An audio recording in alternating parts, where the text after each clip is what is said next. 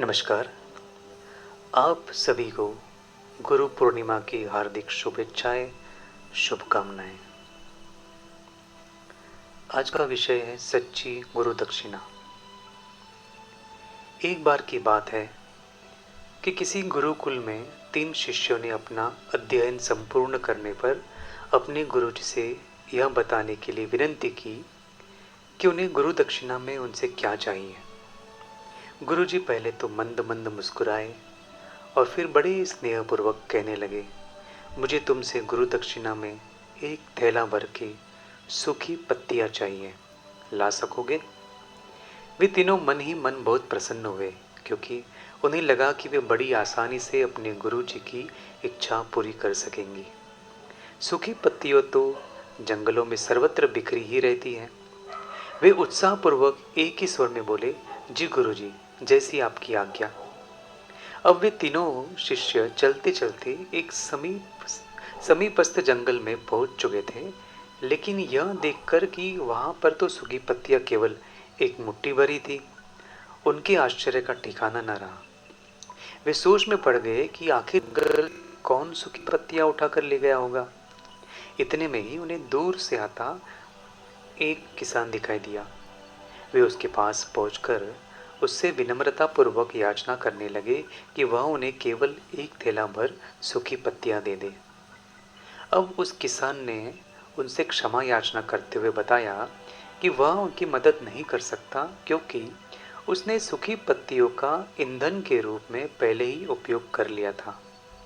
अब वे तीनों पास में ही बसे एक गांव की ओर इस आशा से बढ़ने लगे कि हो सकता है वहां उनकी कोई सहायता कर सके। वहां पहुंचकर उन्होंने जब एक व्यापारी को देखा तो बड़ी उम्मीद से उससे एक थैला भर सूखी पत्तियां देने के लिए प्रार्थना करने लगे।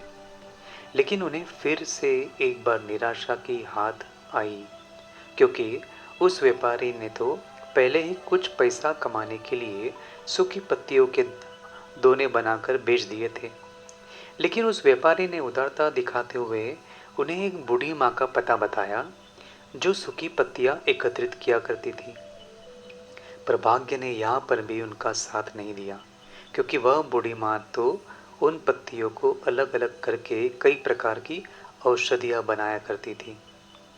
अब निराश होकर वे तीनों खाली हाथ ही गुरुकुल लौट गए। गुरुजी ने उन्हें देखते ही स्नेहपूर्वक पूछा, पुत्रों, ले आए गुरु दक्षिणा? तीनों ने सर झुका लिया। गुरुजी द्वारा दोबारा पूछे जाने पर उनमें से एक शिष्य कहने लगा, गुरुदेव, हम आपकी इच्छा पूरी नहीं कर पाए।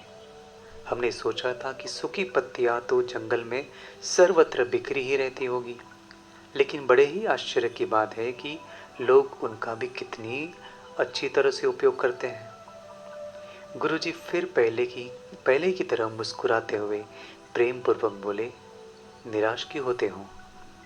प्रसन्न हो जाओ और यही ज्ञान कि सूखी पत्तियां भी व्यर्थ नहीं हुआ करती, बल्कि उनके भी अनेक उपयोग हुआ करते हैं।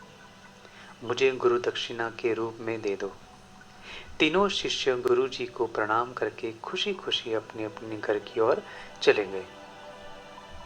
वो शिष्य जो गुरु जी की कहानी एकाग्रचित्त होकर सुन रहा था, अचानक बड़े उत्साह से बोला, गुरु जी, अब मुझे अच्छी तरह से ज्ञात हो गया कि आप क्या कहना चाहते हैं। आपका संकेत वस्तुतः इस ओर है ना, कि जब सर्वत्र सुलभ सूखी पत्तियां भी निरर्थक या बेकार नहीं होती, तो फिर हम कैसे किसी भी वस्तु या व्यक्ति को छोटा और महत्वहीन मानकर उसका तिरस्कार कर सकते हैं। चींटी से लेकर हाथी तक और सुई से लेकर तलवार अपना अपना महत्व होता है।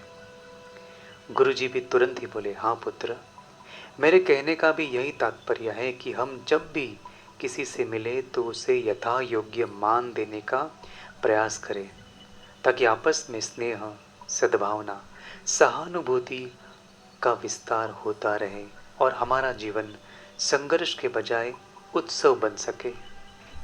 दूसरे, यदि जीवन को एक खेल ही माना जाए तो बेहतर यही होगा कि हम निर्विक्षेप, स्वस्थ एवं शांत प्रतियोगिता में ही भाग लें और अपने निष्पादन तथा निर्माण को ऊंचाई के शिखर पर ले जाने का अथक प्रयास करे।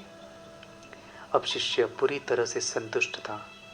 अंततः मैं यही कहना चाहता हूँ कि यदि हम मन, वचन और कर्म, इन तीनों ही स्तरों पर इस कहानी का मूल्यांकन करें तो भी ये कहानी खरी ही उतरेगी।